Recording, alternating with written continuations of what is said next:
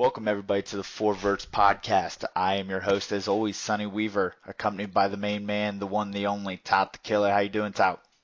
I'm pretty good. How about yourself? Doing good. The Cincinnati Bengals riding high. We just came off a big victory there against the Jacksonville Jaguars. Any comment on that, there, big guy? Yeah, I got a comment on that. Pure cheese. Oh, of course. It's all cheating. That's how you won there, dude. Well, take it up with the league. Your boy there, Alan Chapman, he's got a little wiggle to him, escaped some sacks, but in the end, you're going to have to fix that defense. Mike Glennon throwing over 88%, 4 touchdowns, 0 interceptions. Okay, don't flatter yourself. That's like the 8th quarterback that did this year to me. How are you going to rebuild that team, Tout? You got to put some defensive bodies out there. Well, we're going to have enough funds to actually go after some free agents, and with over $120 million in cap space projected for us, I think we're going to be able to fix this defense. It should be entertaining, much like our show today. Quick overview of the show here. We're going to do a weekly roundup, as written by our buddy, the Saints owner D.K. Kellum. We're going to have Taut's taking a look at some of the playoff matchups and a prediction for the Super Bowl. We've got an interview with the commissioner as well as owner and GM of the Detroit Lions, Bomber, and we're going to go ahead and sit him down on the hot seat and see what he's got for us. Let's go ahead and kick this off. Recently, the owner GM of the Saints has decided to start writing an article about the weekly happenings around the league. It is called the Weekly Roundup. We got a sneak peek of that this week before it was released, and it's some good stuff, some really interesting stuff here. We picked out a couple things to kind of talk about and discuss. The first thing that's near and dear to my heart was the dramatic nosedive that my very own Cincinnati Bengals took off the cliff after starting 8-0 going into the bye week. We ended the season 2-6 and missed the playoffs. I'll tell you what, man, that hurts. Well, what do you expect? It's the Cincinnati Bengals. They can't do anything right. We thought we had things going in the right direction this year. I tell you what, with some financial struggles going on in Cincinnati this year, we still got to figure out what we're doing with Giovanni Bernard. I'm not sure what the offseason's going to hold for the Bengals. Yeah, well, Giovanni Bernard pretty much just punched it one-way ticket out of there with those 2 fumbles against me. Yeah, that's kind of been his MO his whole career. I'm not real sure how that's going to shape out, but man, that's going to be a struggle. I'll tell you what, I'll fix those fumbling issues when he's on my team. I bet you will. So taking a look at the MVP race, something that's kind of interesting.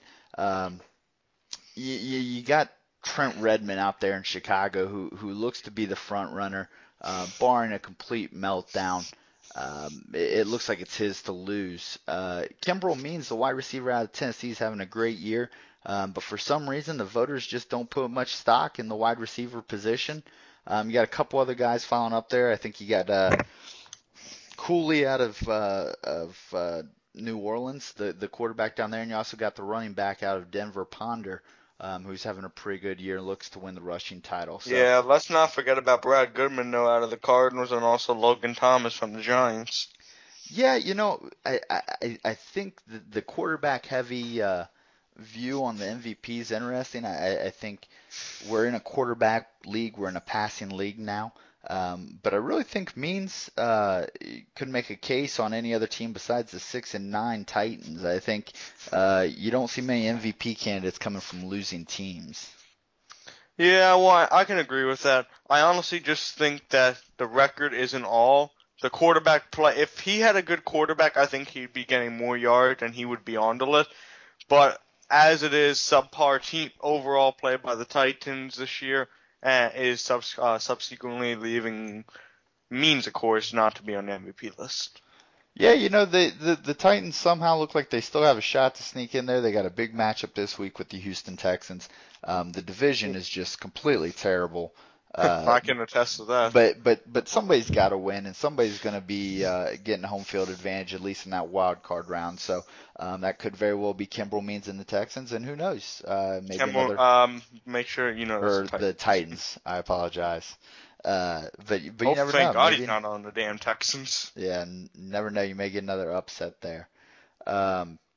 Another interesting topic I think that's kind of going to surround free agency and does get talked about here in the weekly roundup is wide receiver Gresham out of Minnesota possibly and probably leaving, as it looks like they're not going to come to an agreement before the end of the season. Yeah, well, I think really Tom, the owner of the Vikings, screwed that up big time because he had a chance to start negotiating with him at the beginning of the season, and he just decided, hey, I'm going to be greedy and I'm going to try to sign him for a little money the least amount of money as possible. And he waited till now, and look what happened. Yeah, but there's something to be said for that. You don't want to pay somebody too early in a contract year and have a letdown season, but I understand that's a big piece of the offense out there, and that's going to be a huge loss. But I think the bigger story heading into the offseason is going to be where does he land? He's got to be the number one target on everybody's board right now. I think there's going to be some stupid money thrown at him. So if you had to guess, where would you think he would go? Well, first of all, I think this is the biggest free agent since ever, pretty much. And we can't choose our teams, even though I know both of our teams are going to be pretty heavy on the bidding. I'm going to say the Bears on this one, the Chicago Bears, with Lip as the owner, just because he seems to like taking Vikings players lately. Yeah, I think I would have to choose the Denver Broncos. Big cap, big amount of cash on hand to make a big offer. But don't sleep on the New York Giants. I think the New York Giants finally getting out from underneath that A.J. Green contract are going to be ready to jump right into another big wide receiver contract. So don't sleep on the Giants. Yeah, here's my problem with the Broncos. I just don't think he wants to go to another one-and-done team. So. Yeah, you know what they say, money talks. Good point. All right, well, that gives the weekly roundup. Feel free to check it out. It is up on the MBL website. It looks to be coming out each and every week, detailing what's going on around the league. I encourage everybody to check it out. There's some really good stuff there. Quick word from our sponsors. Looking for graphics? Want something that looks like it was drawn by a third grader? Really wish your company's name was misspelled? Look no further than Doughboy Graphics. Doughboy Graphics is the leader in Microsoft Paint graphic design. They take pride in knowing that their customers can't tell if it was supposed to look that way or not. For more information, go to doughboygraphics.com. All right, well, we got to thank our sponsors there, Doughboy Graphics, for that interesting little ad spot. Next up, we're going to get Taut's take. So, Taut, we got 1 week left in the season. We pretty much know what the playoff field's going to look like. Who are your picks for the Super Bowl participants from each division? Who's going to win? All right, well, I'm going to go a little step farther. I'm going to start at the championship games. In the AFC, I think it's going to be the Steelers and the Chargers. And then in the NFC, I have a feeling it's going to be the Saints and the 49ers. Hold on there for a second. Let's rewind. So you're taking the Steelers and the Chargers. I know the Chargers have kind of been the sweetheart pick as of recently. They're kind of on a roll right now, having a great season. I think probably the most underrated season of the year. I agree. Tell me about the Steelers. I know I've played them in a division, but what makes you think that they've got a shot to take it? Just because they're underrated also. No one talks about them, and that's what I think he's going to use to his advantage. No one is expecting him to do it. And I think that he has as good a shot as anyone. All right. So your NFC picks were who again? Saints and 49ers. Saints and 49ers. So you're going to go chalk with the 1 and 2 seeds. Yeah, because the only reason I do that is the 49ers, they have the experience, and that's going to help them.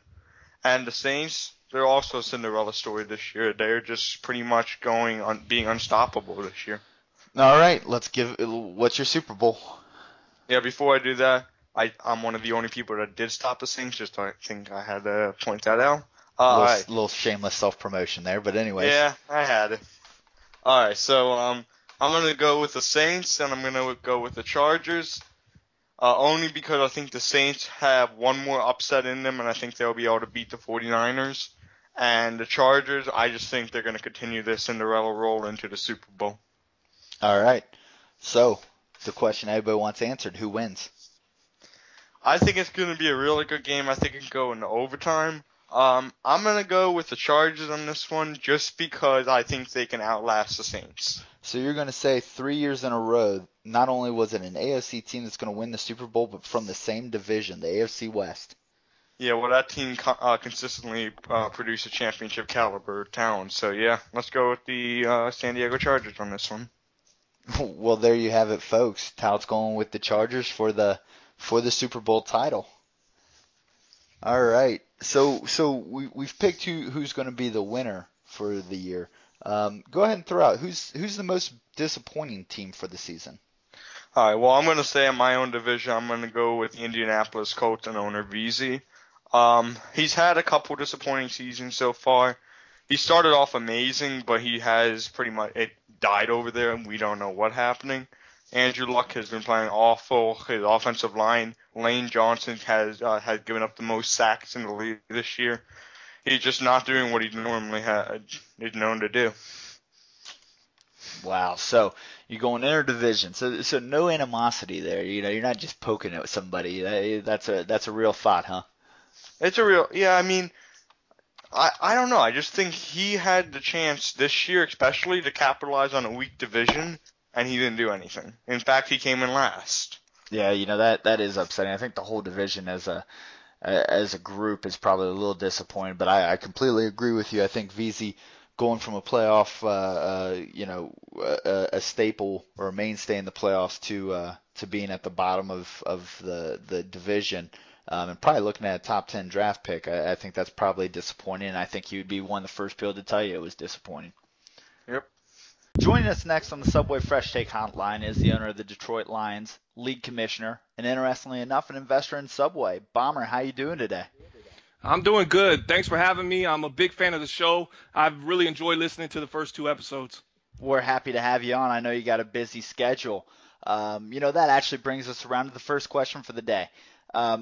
With your busy schedule as both league commissioner as well as owner of the Detroit Lions, that's got to be kind of a tough balancing act, trying to stay neutral in league and ownership decision-making as well as trying to balance managing your own team. Give us a little information about how you stay so neutral. Well, it's not just me. I got 5 admins that really we work together, and we use checks and balances, and we make sure that we're always putting the league first, and we're putting ourselves second. And when we do that, everyone else will follow suit.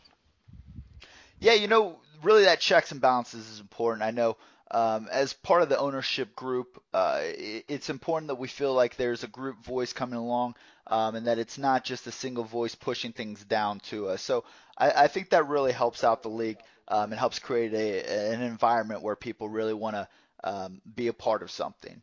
But I know, that whole neutral standpoint kind of can get tilted here and there.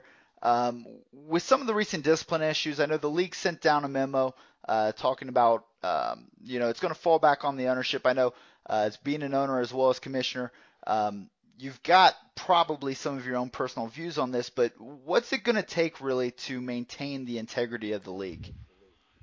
We just have to keep enforcing the rules and the regulations as we see fit. And basically, everybody in the league understands what we're trying to do here. And as long as everyone polices themselves as well as their players, we won't have any issues going forward. Yeah, integrity of the league, right? So the league started really small, and it's ballooned into this multi. No, we were always big, Sonny. Always big, okay, always big. But to where it is now, I mean, it's ballooned into a multi-billion-dollar industry. I mean, the media Global. deals are just blowing up. The Verts Podcast just taking over left and right. Where do you see the league going in the future? Advancements in league media relations, and what are the things that the league's really doing to try to stay on top as the leading provider in football experience? Well, here's what we're doing. We're adding owners to our league that are interested in being a part of this community, not just a part of the chat, not just a part of going to the website, not just a part of managing their team, but a part of this entire experience. We're looking for owners that want to be a part of the staff, that want the benefits of, like how we're doing now, you're allowed to select your team sooner than someone else who's not contributing as much. So we're allowing people to reap the benefits of being a part of the staff while also making the league better as a whole. Yeah, the whole idea of full immersion, of really just getting in there and getting things done, I think is what really sets the league apart. And that's going to be a big part going forward to really grow and advance the league. But enough with the league stuff. Let's kind of roll back a little bit and put on the Detroit Lions owner hat a little bit. And let's talk about some of the things you've done up there. I never take it off. Well, let's talk about some of the things you've done up there north and what you're doing to really improve your team. I know you had a lot of veterans that had to leave last season, 2 free agencies. But the reality is, it's kind of turned into a positive. You're having a really good season this year. You're in the hunt for a wild card. So take us through that process a little bit of letting those veterans go and then bringing in some new blood. I don't know about the new blood yet, but our guys know this is the last year with our core that we've had. And 2 years ago, I gave this same speech to my guys. I said, Tolik was leaving, Glover Quinn was leaving, Riley Reef was leaving, and we had some core guys. Golden Tate was leaving. He went to Indianapolis and ruined his career. We've had people leave, and we've known that, hey, this is our last chance to do something big with this group of guys. And we lost a little bit of our core, but we kept Sue, we kept Calvin, we kept Matthew, and we kept pushing forward. We got Slay. And these are the last year we're probably going to have these core guys. And then it's going to be, guys that have been with the team maybe 2-3 years as opposed to being with our team 5 to 6 years, especially when we had the Carl Nicks at the offensive line. Our line was solid for 5 years, and we just brought in 2 rookies this year. So, a lot of changes are being made, and the success we're having right now is very fortunate. And we've suffered some tough losses, but we've won some games that you look back and you're like, how do we pull that off? Well, let's go back to that line for a second. You've got 2 rookies starting on the left side of your line. You got Chess Patterson. You got Donnie Burleson at the left guard. They look like they're having a great year. Etney Asante is really, maybe by his standards a little down, but still he's having his worst year. And it's messed with him. We don't want to give him the money that he feels he deserves. And, I think it's psychologically having an effect on his play on the field. But as you said about Chess, on the our left tackle, he goes by Chestnut, and he doesn't really prefer the name Chess. Chestnut. Oh, like the guy who eats the hot dogs, right? Joey Chestnut. P Money? Whoa there, not those. Oh, just kidding. So moving subject now. With that rebuilt line, with that rebuilt line, with everything that's going on there, you're on the cusp of reaching the playoffs. You look like you're in the driver's seat there for a wild card position. You've still got an outside shot to take the division. What do you have to do here to finish strong and come away with a playoff appearance as well as a playoff victory for that matter? Well, we've never gotten the playoffs and lost the first round. We've never backlead our way out of in a playoff series. All right, for one. For two, we just have to play consistent. Take it one game at a time. We got the Raiders up next, and then we have Backley, the Broncos, tough owner, tough team. But we're in the driver's seat. If we win one of these next 2, we clinch. And we're going to shoot for winning both of them. But it's going to be a tough road. We got to go travel over to the AFC and take care of business. Well, I wish you good luck with that. I know you don't have a first-round draft pick this coming year. That's actually owned by me, GM of the Cincinnati Bengals. But we know who you are. Either way, I do hope that you guys do well and that you guys finish strong. We'd like to put you on a little hot seat we do here. We host the Frank's Red Hot Seat, and for any of our viewers that aren't aware of how this thing works, we will pose a couple phrases to you, and then we expect to get a 1 or 2 word response in return. Would you be willing to go on the hot seat with us? Yeah, let's do it. All right. Well, Bomber, you are now on the Frank's Or Red as Hot Taut Hot would Seat. say, ready as I'll ever be. Oh, you're going to get it in the chat. All right. So the first question up, Tyler. Kilo. Nick. DB5. Frost. Fruit Loop. Ouch. Major. Boyle. Doughboy. Microsoft Paint. Ooh. CK. Throat's Blood. Throat's blood. CK. Oh, I see what you did there. That's how it goes, I guess. Sometimes you never know what's going to happen with those guys. All right. Well, that's all the time we have. You're now at the Frank's Red Hot seat. I appreciate you coming on. Like I said, I know you've got a busy schedule, but you're welcome anytime here on the Verts Podcast. All right, Sonny, thanks a lot, man, and just keep up the good work, man. Y'all doing a great job. All right, it looks like that's all the time we have for our show today. I'd like to thank all of our sponsors, Doughboy Graphics, Subway, Frank's Red Hot. I want to thank Commissioner Bomber for coming on the show. I know he's a busy man, so it's always nice to get the commissioner on the show, and I hope he comes back soon. You guys looking forward to our show next week? We're going to go ahead and preview the Super Bowl. We're going to take a look at the matchups and where we think each team's got the advantages. We'll see if Taut's predictions of Chargers and Saints comes true. For all of us here at Verts, thank you for tuning in. As always, we'll see you next time.